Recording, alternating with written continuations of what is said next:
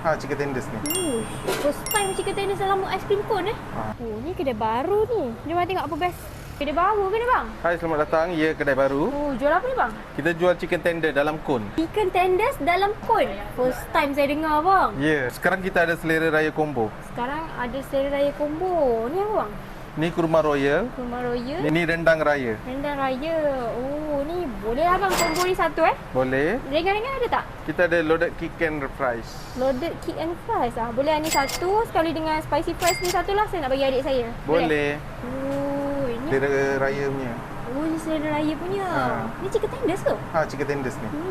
First time chicken tenders dalam ais krim cone ni saya punya dah siap bang. Ya. Ini selera combo. Ini selera ayam rendang dengan kurma milkshake. Oh, ni kurma milkshake dia. Oh, Ya. cantik bang. Yang ni pula loaded chicken fries. Oh, nampak meriah. Dalam ni ada apa bang? Ada chicken tender, Chicken tenders, fried onion, fried onion, fries, fries. and then relish pickles. Oh, banyak dalam ni bang Tapi mana yang biasa punya yang saya order tadi? Yang biasa punya ini. Oh, okey bang. Terima Okey. kasih.